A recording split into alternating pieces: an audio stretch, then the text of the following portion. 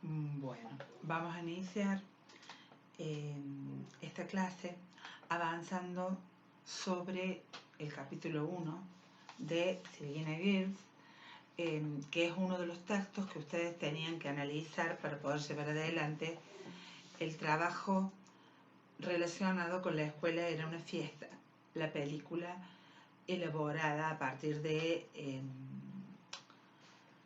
del aniversario de la escuela Garzón Agulla.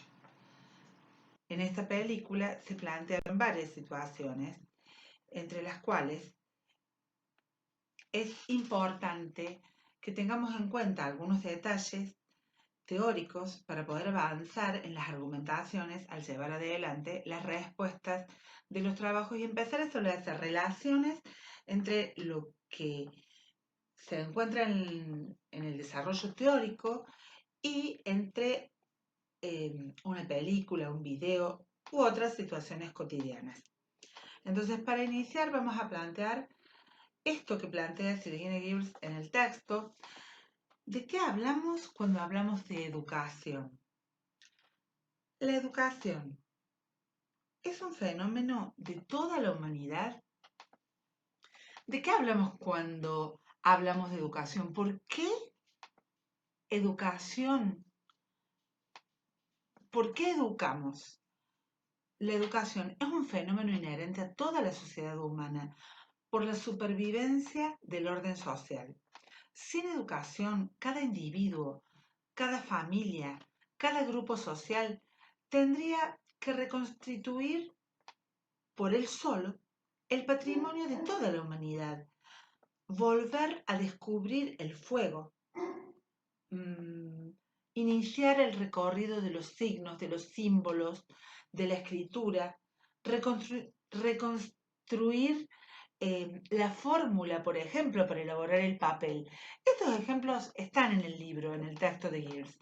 ¿Qué es lo que sucede? Que pensar en que cada familia realizara el reconocimiento del fuego sería imposible para poder llegar a donde estamos parados hoy. Entonces, en lo que dura una sola vida, esto sería realmente o materialmente imposible. La educación no es un único proceso que permite la supervivencia, pero en los seres humanos es uno de los más importantes. ¿Y por qué digo la educación? Porque hay otros elementos que permiten la supervivencia, que son, por ejemplo, los instintivos. ¿Cuál es un ejemplo instintivo? El bebé, cuando nace, cuando sale del vientre materno. ¿Qué es lo primero que realiza? Lo primero que realiza es tomar la teta.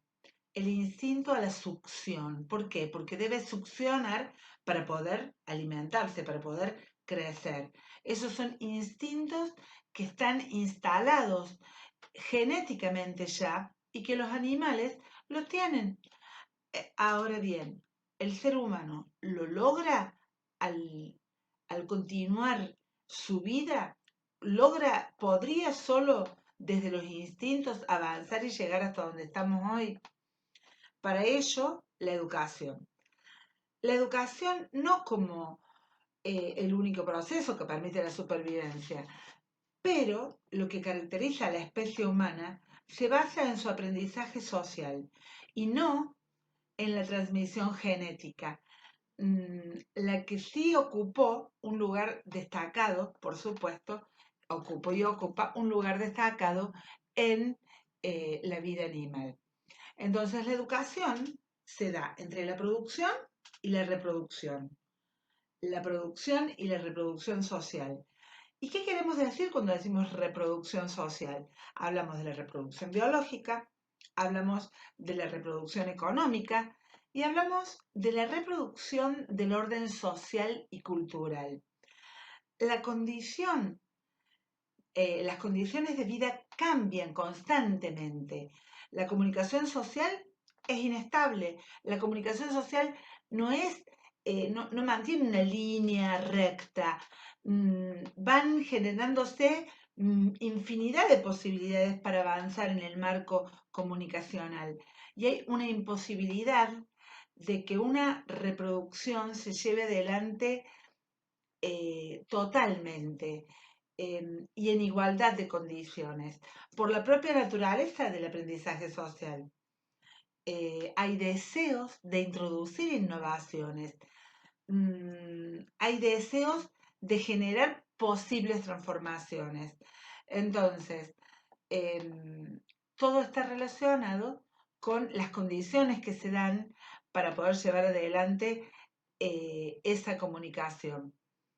Todo esto favorece a la producción de nuevas prácticas. Entonces, cabe preguntarse, ¿cuál sería el lugar de la producción? Porque estamos hablando hasta aquí de lo que implica la reproducción, pero ¿cuál sería el lugar de la producción de las prácticas educacionales? Esas producciones tienden a transformar el orden establecido, tienden a crear un nuevo orden o tienden a darle continuidad a lo que ya está inserto en la trama social. ¿Cuándo en una familia, y aquí vienen varias preguntas, cuándo en una familia las prácticas educativas son productivas? Cuando en una familia esas prácticas son voluntarias o no. Y así podríamos decir de que se puede dar producción cuando hay una voluntad de llevar adelante una determinada práctica, a que los hijos actúen de una manera autónoma, sin repetir conductas de padres, madres, con continuidad. Esto evidentemente hubiera frenado esa continuidad machista que tenemos en todas las familias y que durante años y siglos la mujer ha visto perpetrado su espacio en la familia, mm, abarcando solo lo que es doméstico, por ejemplo. Estas cuestiones forman parte de la educación que se da también en cada seno familiar, porque son cuestiones que están instituidas. Entonces, ¿qué significa una relación de poder en relación a esto? Aquí viene otro tema, incluimos otro concepto. Los hijos, hijas, pueden actuar de manera autónoma sin repetir conductas de sus padres siempre. ¿Cuándo? ¿Por qué? Aquí sí o sí debemos incluir este nuevo concepto. No es un nuevo concepto, este concepto de poder. ¿Qué es el poder? ¿Qué significa una relación de poder? ¿Podemos hablar de poder? Esa palabra es una palabra que suele asustar. Asusta. ¿Quién tiene el poder? Y es así donde veremos iniciar nuestra conceptualización, deberemos iniciar nuestra conceptualización y hablaremos de macropoderes, macropoderes y micropoderes. Macropoderes y micropoderes. ¿Para qué? Para construir una democracia, tanto en la sociedad general como una institución escolar, macro, micro, es preciso considerar los problemas del poder de la democracia. La democracia no se construye ocultando la realidad de los vínculos, sino poniendo en evidencia en las relaciones sociales esos vínculos y esas tramas de poder. Son necesariamente relaciones de poder. Ejemplo de ello lo podemos tomar en una institución a través de los AEC. Por ejemplo, hoy por hoy, los AEC, los acuerdos educativos con la comunidad, los acuerdos educativos de cada una de las instituciones. Los AEC fueron establecidos para fortalecer la escuela en el marco de la democracia, la construcción de la ciudadanía, a partir de la resolución 558 del gobierno de la provincia de Córdoba. Ahora bien, se habilitaron muchos canales para poder construir un AEC en cada una de las instituciones. Esto formó parte de la posibilidad de valorar la importancia de la construcción de la democracia. En este marco valoramos unas formas de poder por sobre otras. Las democráticas son formas de poder que prevalecen o deben prevalecer por sobre las formas de poder autoritarias. Entonces, pensar en democracia implica pensar en poder, por supuesto. Y una educación democrática tiene un marco, tiene una necesidad de poder. ¿Y una educación autoritaria lo tiene? Claro que sí. Siempre el poder nos atraviesa, pero no es lo mismo pensar en el marco de una educación democrática que pensar en el marco de una educación autoritaria. En las instituciones siempre habrá conflictos y el problema es reconocerlos, aceptarlos como una parte constitutiva y encontrar las formas legitimadas, las más legítimas posibles para resolverlas.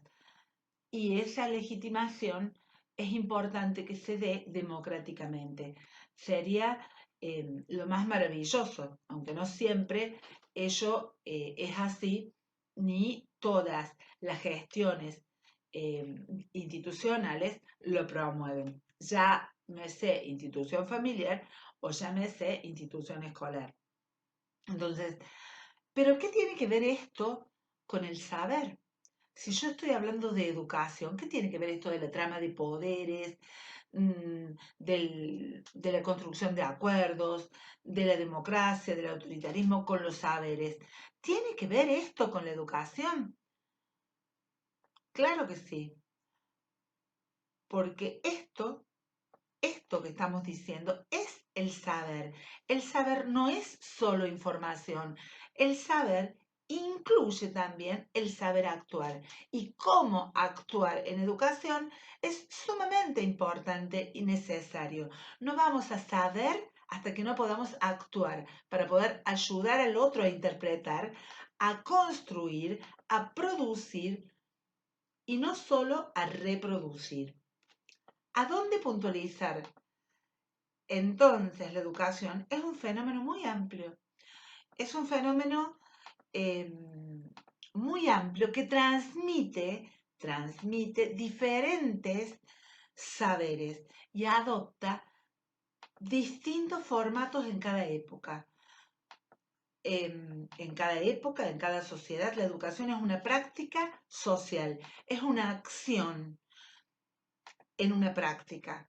Práctica social, acción en una práctica, porque es algo que las personas efectivamente hacen, no es algo solamente deseado o imaginado, es una acción que tiene una direccionalidad, tiene una direccionalidad de un significado histórico y es social en tanto posee ciertas características. Entre ellas, es un fenómeno necesario para los seres humanos. La educación, entonces, ¿qué decimos? Es un fenómeno necesario para los seres humanos. No es posible la vida humana sin educación. ¿Y tenemos ejemplos de esto? Sí que los tenemos. Avanzaremos pronto sobre ello, pero ahora diremos antes que no es posible la vida humana sin educación. Además, la educación es un fenómeno universal. ¿Qué quiere decir esto? Que no existe ninguna sociedad, no existe ninguna cultura que no desarrolle prácticas educativas. La educación se encarga de la transmisión de los saberes. La profesora Gabriela Camps, la profesora Graciana planteaban la importancia de la transmisión. Ahora, ¿por qué? Porque estamos hablando de las prácticas.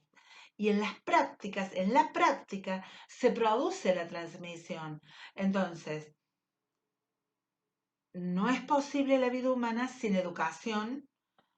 Es un fenómeno, la educación es un fenómeno universal. No existe ninguna sociedad o cultura que no desarrolle diversas formas educativas, prácticas educativas. La educación se encarga de la transmisión de saberes en el sentido amplio, con que hemos usado el término en un sentido amplio, implica relaciones que generalmente se pautan, tienen algún grado de institucionalización. ¿Y a qué institucionalizaciones, a qué instituciones hacemos referencia? A la institución escuela, a la institución familia, a la institución club, a las diversas instituciones que nos atraviesan. ¿Quiénes educan? La educación genera reseñas históricas en la medida en que las formas de educación adoptan, se varían, esas reseñas se varían a lo largo del tiempo. Desde esta perspectiva, educación no es un sinónimo de escuela. La escuela calcula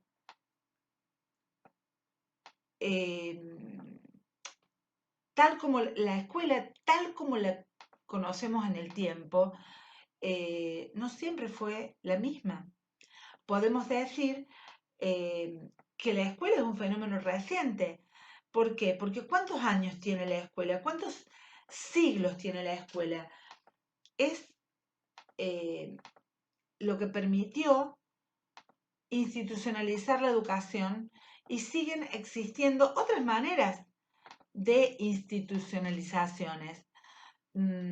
A ver, ¿cuáles serían esas posibilidades o esas institucionalizaciones? Vamos a volver a reorganizar esto. En la antigüedad, niños y niñas aprendían todo lo que debían. ¿A dónde? ¿A dónde? En casa, acompañados por sus familias. Se generaba una invitación de los mayores en las tareas de la casa, por ejemplo, para recolectar frutos, para cazar. Cuando digo de la casa, para cazar, me refiero a la casa. No había maestros especialistas. Se aprendía a partir de la imitación, de las posibilidades que daban el contexto.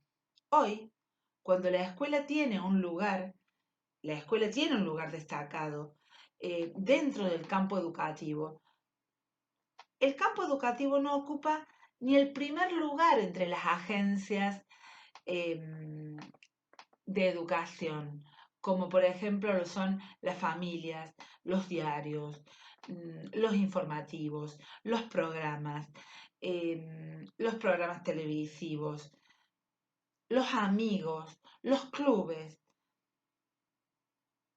agencias educativas importantes que no siempre están cerca de la escuela, de esa institución que de pronto hoy atraviesa y promueve la transmisión desde otro lugar. ¿Y cuál es la diferencia? Entonces, pueden ser en los límites. ¿Cuáles van a ser los límites que vamos a tener nosotros para tener en cuenta la educación? Como un fenómeno de generaciones que se da durante mucho tiempo y aún en la actualidad. ¿Cuáles son los límites que va a tener la educación? Hay autores que definen a la educación como una acción ejercida por las generaciones adultas sobre las generaciones jóvenes, para que estas últimas incorporen el patrimonio cultural, y esta posición fue adoptada por Durkheim. Lo plantea con claridad Sylvine Geertz, que recoge las palabras, la definición, el concepto que plantea Durkheim en relación a esto. Educación y sociología define y la define de la siguiente manera. A ver, voy a realizar la lectura de la definición que plantea. Me parece que es importante que lo tengamos presente. Dice así: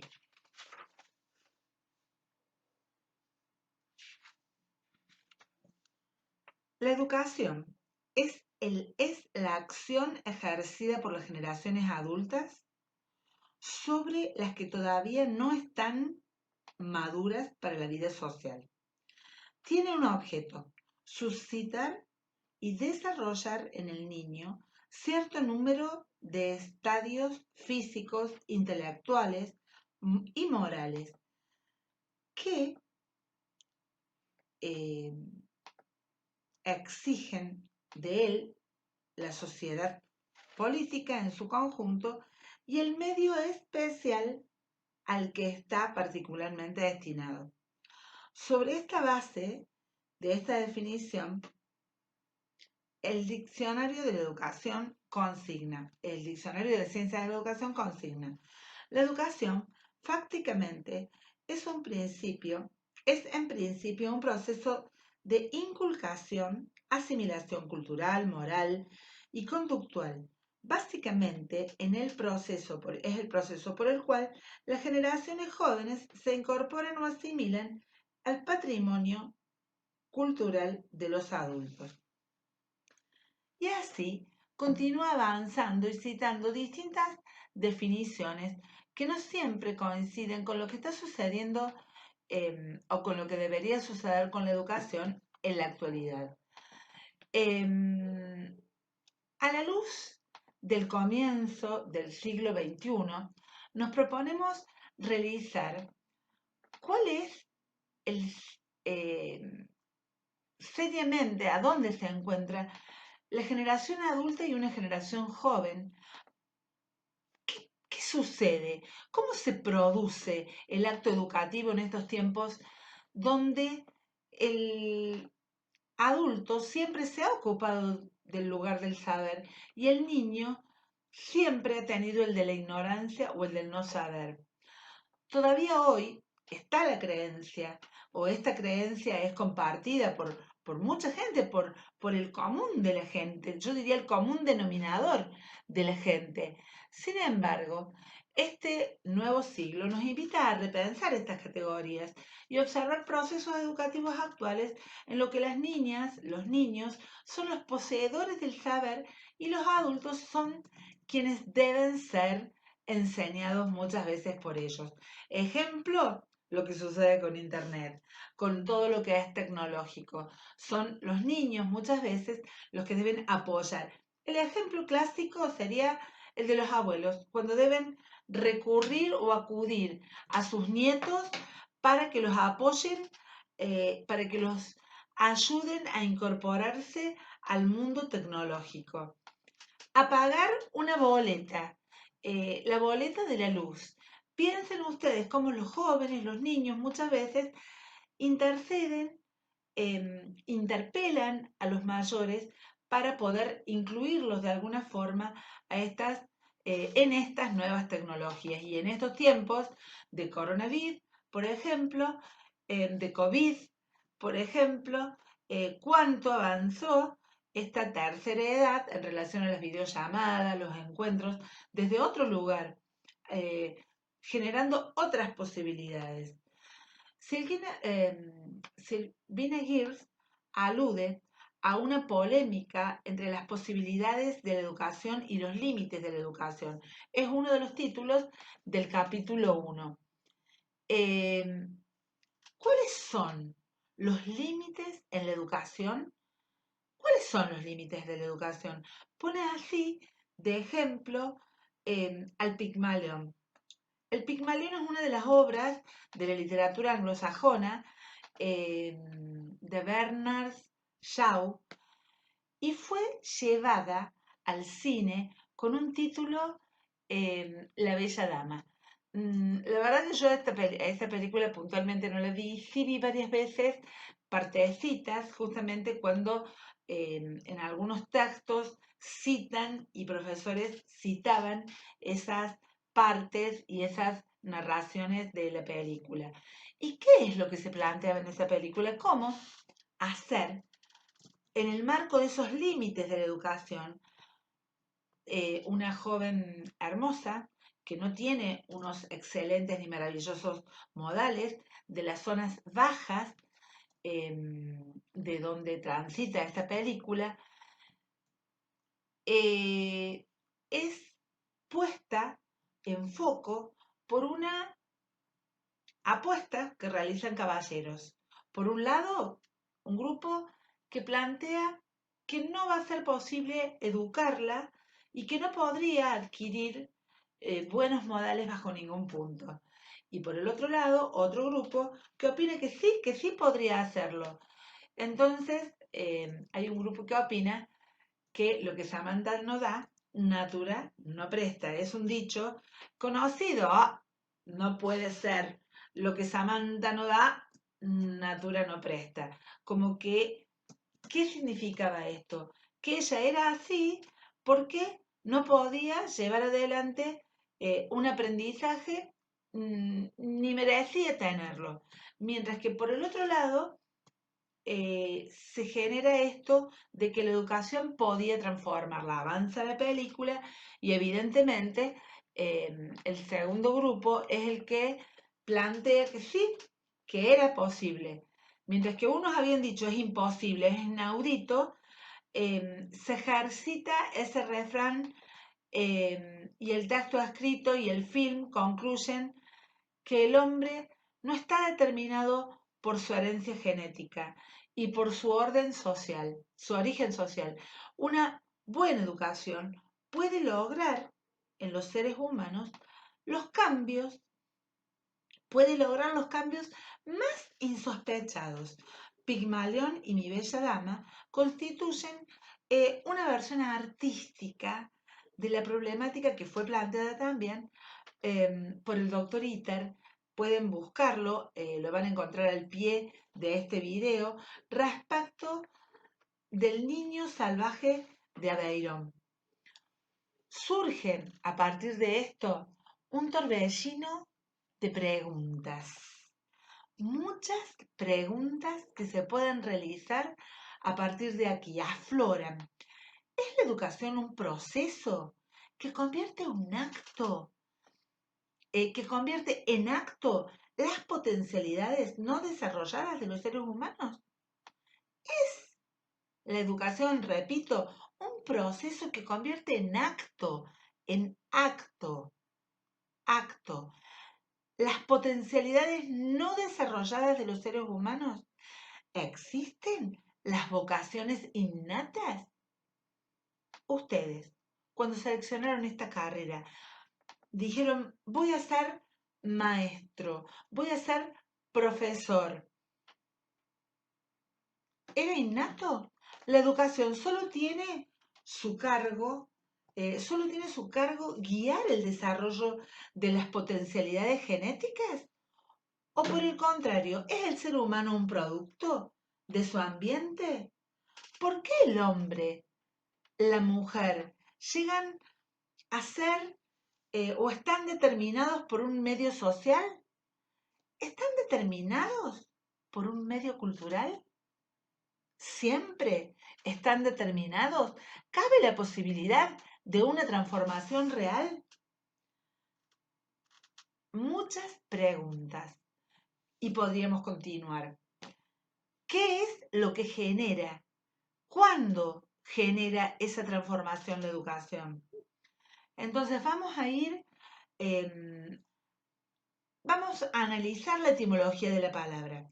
La primera etimología la vamos a tomar del verbo del latín, educere. Educere significa hacer salir. ¿Qué es hacer salir? Educación, deducere. Hacer salir de adentro hacia afuera. Extraer, dar luz, conducir. Extraer, dar luz, conducir de adentro hacia afuera. Si fuera así, la educación significaría tanto como convertir lo que existe solo en potencia. Convertir en acto la potencia que tiene el sujeto. Transformar esa potencia en una acción. ¿Es eso la educación? Permitir que ustedes, estudiantes, desarrollen el potencial y que esa potencia que ustedes tienen la transformen en acción. ¿A eso hacemos alusión cuando hablamos de educación? ¿Es solo eso? Nada sencillo el planteo. Entonces, ¿quiénes opinan esto? Si yo digo de que la potencia que voy a desarrollar en ustedes es tanto como poner esa potencia en acciones concretas, en una práctica concreta, es tanto como pensar que ustedes forman parte de un jardín. Yo, profesor, educador, soy quien va a regar ese jardín para transformar ese jardín en hermosas flores.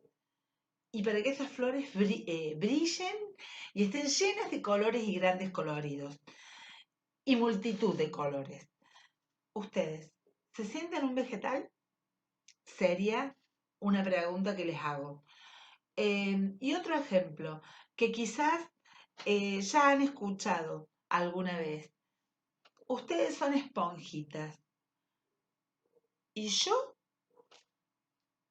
todo lo que yo diga, ustedes lo van a absorber, absorber, porque son esponjas absorbedoras. ¿Nos podemos quedar en estos análisis hoy? Si ustedes solo absorben o si ustedes solo crecen y se transforman en flor y yo las riego con un conocimiento o con un saber, ¿eso es educar? ¿Esto es realmente así? Entonces, el maestro, si esto fuera así, ¿el maestro favorecería al estudiante? ¿Podríamos avanzar? ¿O sería una mera reproducción de lo que ya está? ¿Se habilitarían posibilidades para la creación, para la verdadera producción?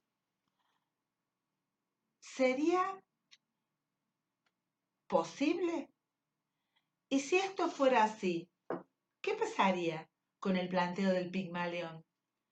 ¿La bella dama podría llegar a transformarse realmente en una dama? ¿O siempre formaría parte de una sociedad donde esa dama no lo era? Por sus modales, por sus formas, por su falta, lo vamos a decir entre comillas, porque pertenecía a otra cultura, pero por su falta de educación, para poder incorporarse en esta nueva sociedad, en esta nueva sociedad para ella. Pensemos en otra posibilidad etimológica. Vamos a vincular el verbo educar con el verbo educare. ¿Qué significa? Conducir, guiar, alimentar. Desde una perspectiva, la educación está abierta a mayores posibilidades, con una guía de posibilidades, donde el hombre, con una guía, dice, en este aspecto, al ser conducido, el hombre tiene posibilidades ilimitadas. ¿Tiene posibilidades ilimitadas? ¿Quiénes pensaron que la bella dama, Elisa, podía ser cambiada? ¿Quién podría pensar que se encontrarían influenciadas en esa concepción?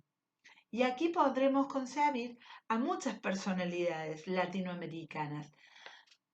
¿Alguno de ustedes pensó que la bella dama podía transformarse? ¿Lo hubieran pensado si no conocían la película o no imaginaban que debía ser así porque estamos hablando justamente de pedagogía? Bueno, en América Latina, América Latina, muchos pensadores pensaron así. Ejemplo, Domingo Faustino Sarmiento. Habrán escuchado hablar de que él planteaba civilización o barbarie. ¿Qué significa esto de civilización o barbarie? Sarmiento planteaba que con educación podíamos avanzar por sobre la civilización y dejar de lado la barbarie. Y con ello propondríamos más posibilidades para quienes pudieran incorporarse de alguna manera a la educación. Atención, ahora, atención. ¿Cuál de estas dos posturas sería la más acertada? ¿O es la más acertada, privilegiada en la conformación del ser humano, lo hereditario o lo adquirido? Se trata de desarrollar lo que el hombre trae, potencia, desde su nacimiento. Desde su nacimiento, el hombre es una tabla rasa. Y entonces, ¿vamos a ser nosotros los que potenciamos el desarrollo? ¿Cuál es la proporción en la importancia de cuál es la proporción en la importancia de esto que vamos a llevar adelante? La proporción es 50-50, hablando de lo innato y de lo genético. ¿Es 30-30? ¿100 y 0? Se tratan de dos posturas sumamente radicalizadas y sería necio, yo creo que sería realmente necio, negar que existen ciertas condiciones materiales, genéticas y congénitas que le permiten a hombres y mujeres aprender. Pasemos ahora sobre la definición del hecho educativo. ¿Cuál es la intencionalidad que tiene el hecho educativo? ¿Cuál es la conciencia del hecho educativo? Cuando hablamos de un fenómeno intencional y consciente, surge el concepto de educación y socialización. Educación y socialización. Según esta división de educación, sería un tipo particular de socialización la educación sería un tipo particular de socialización que trata de transmitir al individuo ciertos saberes de una manera intencional y consciente. Entonces, la educación trata de transmitir al individuo algunos saberes de una forma intencional y consciente. La escuela, un centro educativo por excelencia, con una intencionalidad que es educar y tiene una conciencia de realizar, de llevar adelante este acto. La familia sería una institución de socialización, solo en algunos casos educativa. Un ejemplo, si el padre, un papá, se sienta a jugar al rompecabezas con su hijo, no lo hace para educar, sino para socializar, porque este juego tiene efectos en el saber de los pequeños, o no los tiene. Pero frente a esta situación, los pedagogos han señalado dos tipos de educación. La educación en sentido amplio, que entiende que todo fenómeno social siempre es educativo y forma parte de la socialización, o bien la educación en un sentido estricto, de índole metodológica, considerada que el fenómeno educativo solo cuando la socialización es intencional y consciente. Entonces, ¿cuándo se da un fenómeno educativo? Repito, solo cuando la socialización es intencional y consciente. Cuando un fenómeno es intencional y consciente, ¿cuándo un fenómeno es intencional y consciente? ¿Y cuándo no lo es? Qué difícil, qué difícil, porque por allí la línea, el límite entre lo consciente y lo no consciente en materia de educación es muy fina. La educación, por ejemplo, la educación que funciona por las notas, sería premio-castigo. Estudiás, tenés buena nota. No estudiás, tenés una mala nota. Y el estudiante que busca un promedio lo que implica una conducta que promueve la especulación, una conducta especulativa. Ahora bien, dije de la especulación no forma parte de un fenómeno educativo. ¿No sería necesario revisar estos mecanismos para mejorar las formas de enseñanza? Y aquí vamos a la película. Los estudiantes, ex estudiantes de la película La escuela era una fiesta, planteaban de que la escuela tenía una forma, la escuela del Garzón Agulla, tenía una forma muy particular de evaluar. Eran los estudiantes los que se evaluaban, o sea que ya planteaban una autoevaluación. Pero lo importante era aprender, porque era una escuela para que todos y todas aprendieran. ¿Qué se fue marcando en este planteo? Miren ustedes, ya aquí, en esta propuesta pedagógica, en este proyecto de escuela, se estaba dejando de lado la especulación. ¿Y qué tema? Porque no es un tema menor en estos tiempos, cuando se ponía foco en lo que implicaba educar, educar para aprender, porque esos protagonistas que eran los estudiantes habían decidido aprender y esos profesores de aquel momento, de aquel tiempo, proponían educar para construir una escuela nueva, para construir una escuela que permitiera a los estudiantes pensar. Avanzamos en la temática y nos vamos a encontrar con otro título en este tema, algunos términos claves, dice el texto de Silvina Gibbs, para estudiar el fenómeno educativo. Socialización primaria y socialización secundaria. ¿Cuál es la socialización primaria? La socialización primaria es aquella que se da en el seno de la familia. ¿Y cómo se da? Se trata de una socialización donde niños y niñas reciben de su familia de las personas que la cuidan o de las personas que lo cuidan. Esa sería la primaria, donde el lazo afectivo, emocional es realmente fuerte y allí se genera la educación primaria. Y la secundaria es la que se realiza en las instituciones.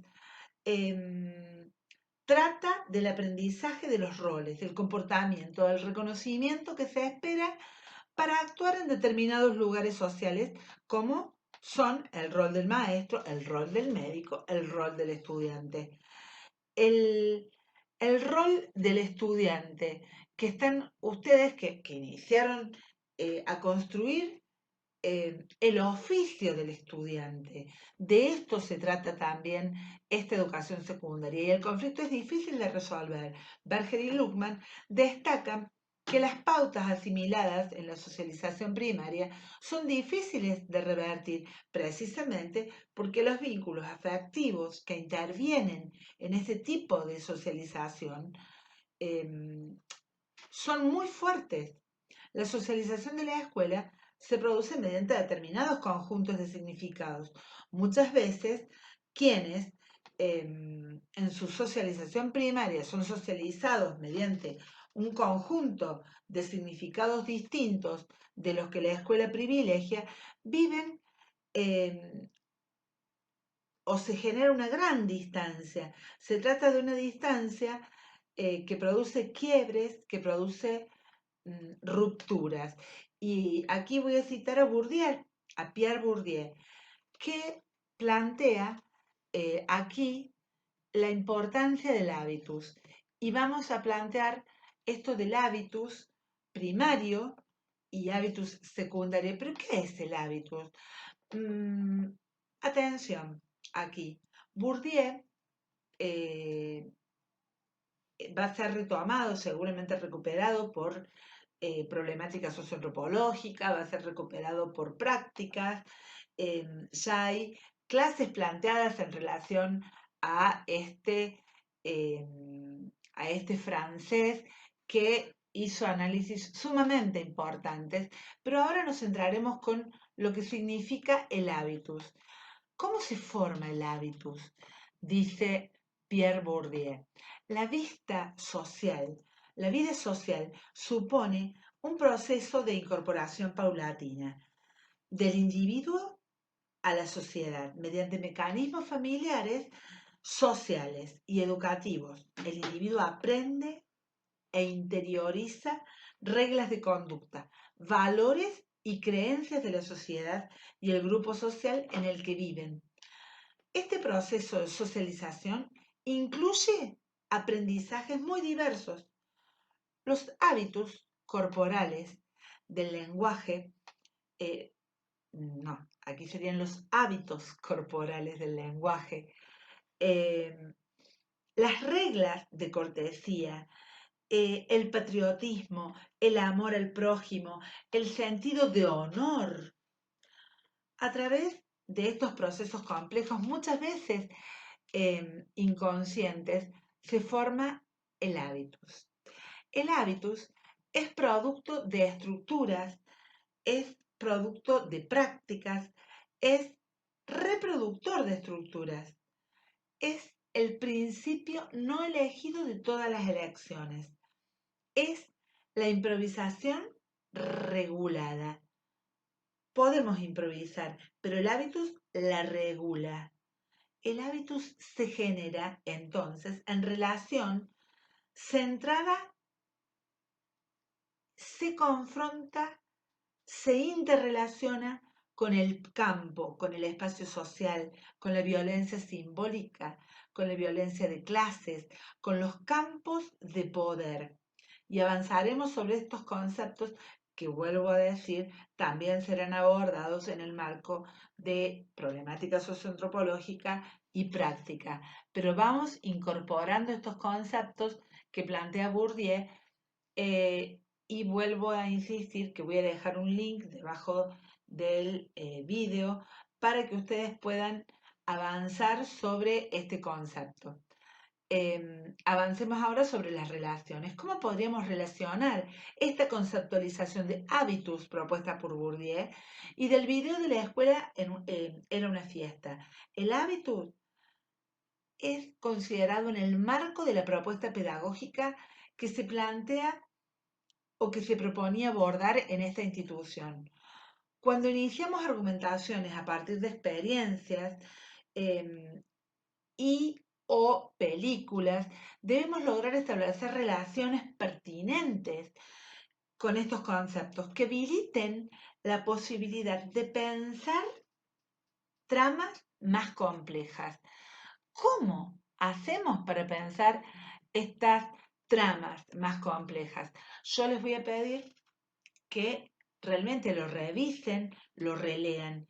Y acá las voy a derivar a la página 31, a la página 32 y a la página 33 del texto de Silvina Gears para que busquen ejemplos, establezcan a través de ellos relaciones que permitan entender e interpretar las diferencias que se dan entre educación formal, educación no formal, educación sistemática y educación asistemática, educación sistemática y educación asistemática, educación permanente, educación y escolarización. Para concluir, en esta clase correspondiente a la primera parte de la unidad 1 de pedagogía, citaré a Durkheim. Voy a decir que nació en 1858 y murió en 1917, fue un sociólogo y filósofo francés. Si bien ya lo he nombrado varias veces y ha sido nombrado, quiero que lo ubiquen en el tiempo histórico. Estableció formalmente la sociología como una disciplina académica y junto con Marx y con Weber es considerado uno de los padres fundadores de dicha ciencia. De esta ciencia, la sociología. La pedagogía es, a grandes rasgos, el campo del saber que se ocupa del estudio, dijo Durkheim. Es, a grandes rasgos, el campo de saber que se ocupa del estudio de los fenómenos educativos. Es el paso del hecho educativo al de la reflexión y del saber. Su campo, el campo de la pedagogía, se conforma a partir de los diversos modos de entender la educación. De una cierta manera, en cierta manera, las reflexiones sobre el fenómeno educativo ya son pedagógicas para definir con precisión los estudios que versan sobre la producción, la distribución, la apropiación de los saberes. Son estudios pedagógicos en un sentido amplio, pero suele utilizarse el nombre de la pedagogía para plantear toda reflexión educativa en un sentido amplio. Pero en un sentido estricto no es lo mismo hablar de pedagogía que hablar de ciencias de la educación. Las diferencias no son nominales, son conceptuales. La pedagogía se había caracterizado en un ámbito tradicional por ser una disciplina básicamente nominativa. Estaba constituida por teoría, por una teoría, por teorías, y planteaba cómo debía ser la educación en general y la educación en particular. Qué había que enseñar, cómo había que enseñar, a quién había que enseñar. Estos eran los principios rectores del quehacer pedagógico de la modernidad. La mirada pedagógica estaba centrada en los ideales y en las utopías que guiaban los caminos que debía seguir, sin considerar las evidencias empíricas que señalaban que tal o cual camino no eran convenientes o no eran posibles. La educación es un estudio científico y no meramente normativo. Para hacerlo, se recurrió a conceptos provenientes de otras ciencias sociales que estaban más establecidas, como por ejemplo la psicología, la sociología, que proveyeron a los estudios educativos de instrumentos teóricos y metodológicos de trabajo científico. Así, dentro de las ciencias de la educación, la sociología de la educación, la psicología de la educación, aportaron desde su especificidad de manera importante una cantidad de información y de herramientas conceptuales para poder pensar y a partir de evidencias puntuales, pensar, repensar, reconstruir el fenómeno educativo. Aquí tenemos que citar a Vygotsky, a Skinner, más recientemente a Brunner, algunos de los nombres provenientes del campo de la psicología, como también a King, como otros nombres de la sociología. Todas estas miradas son pedagógicas en la medida que se atiendan a la elaboración de aplicaciones acerca de las formas de producción, distribución y aprendizaje de saberes. La pedagogía que intenta entonces, intenta recapturar esas miradas a partir de un prisma propio y amplio, que incluye no solo las explicaciones en las problemáticas educativas, sino también las propuestas para actuar sobre esa problemática. Avanzamos. Durkheim tiene análisis propios muy claros, que pido que vayan y que lean en el libro de Stilgina Gibbs. Ahora bien, vamos a ir cerrando la clase. No puedo extenderla más, aunque hay cuestiones que me gustaría que realmente lean y puedan establecer relaciones, porque de lo contrario no podremos avanzar.